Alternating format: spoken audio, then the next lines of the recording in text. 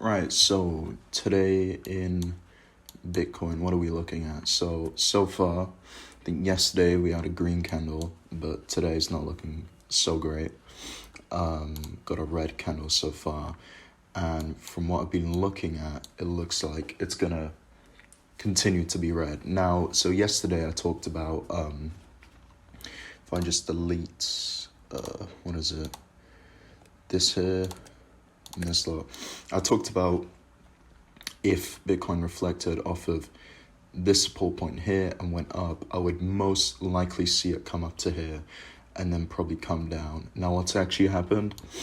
It came up a little bit, and then it's just kind of gone down. So we're gonna delete this area now. By the way, I'd just like to state, I said most likely because I can't predict the future. And talking of most likely, currently I've got some indicators that are showing me that we're most likely going to see a push down to somewhere around here. This kind of region, probably around this kind of support line here at about just below 28k. Probably be about 28k, maybe around here. So what is my support for that? Well, first of all, it's important to note Wednesday is a pretty volatile day, like one of the most volatile days for Bitcoin. And what have we seen on the short-term time frame? Well, on the 1 hour, if you just look at when we had the big move recently, this is the BBWP or Bollinger Bands with percentage, just measure volatility. Basically, volatility was very high during the crash, and currently volatility has been extremely low. It's been turquoise for a while on the 1 hour for about 2 days now.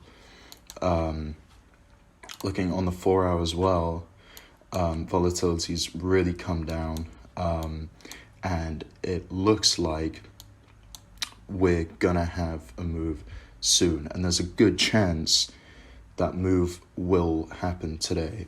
Now, based off of the fact that here, it looks like this bit here is actually a lower high at the top here. Previously, we had a higher low and a higher high, and then another higher low here. But if this looks to be confirmed as a lower high, which I'm guessing will probably indicate some hidden divergences somewhere, which I can probably actually check. I don't really look into hidden divergence, but I wonder, hidden divergence, I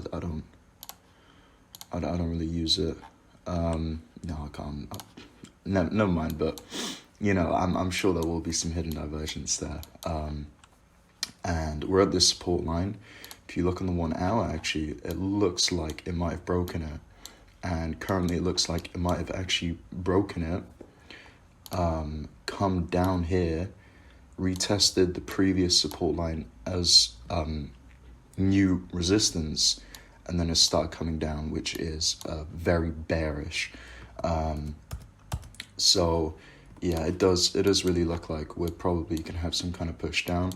Maybe we'll receive support around here, at least maybe have a bit of a pit stop, but I believe maybe, probably we're going to have a push to the downside, so just watch out for that. And now looking into implied volatility, for those of you doing options, it's come down a bit today actually, which I think, actually bear in mind that today we're going to have a big move, might not be a bad time to buy options, especially since, actual volatility on the 1 hour is extremely low, and volatility on the 4 hour is very low. But for options, the premium's really looking at implied volatility, and that has come down a little, not really that much. It's only down 5%, and compared to like a couple weeks ago, it's still up like 50%. Well, I mean, more like 40, I think now. Yeah, but it's still up a lot. these are just some charts I've been looking at.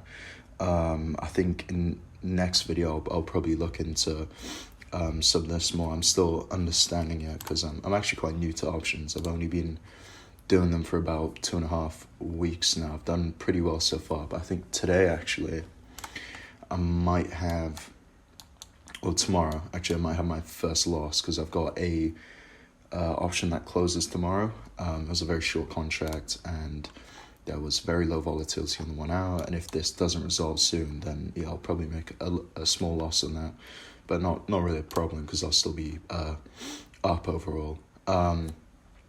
Now moving on to the topic of altcoins, wanted to talk about a coin that I've been pretty interested in and talked about a lot, called Aragon, that, well, I mean, on a macro scale, it doesn't look like it's done very well, but relative to its price, it's actually done very nicely. I think it's up like 10 to 12% today.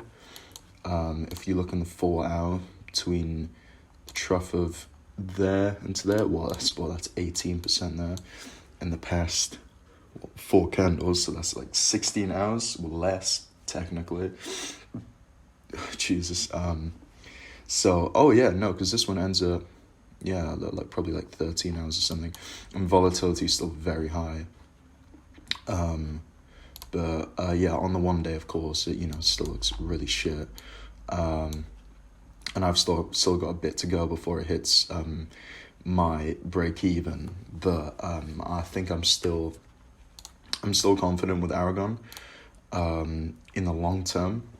For when Bitcoin returns to a bull market, it is nice to see some short-term positive price action, but this really doesn't mean a lot, honestly. I want to see it turn to these kind of levels up here, which I think will happen when the Bitcoin bull run comes. And then I think I'm also just going to check over some of the other coins I previously talked about. One important thing to note with altcoins right now, by the way, Bitcoin looks like it's most likely going to dip. So probably, be careful buying your altcoins. Don't use leverage right now. It's just too risky. The market is just too volatile.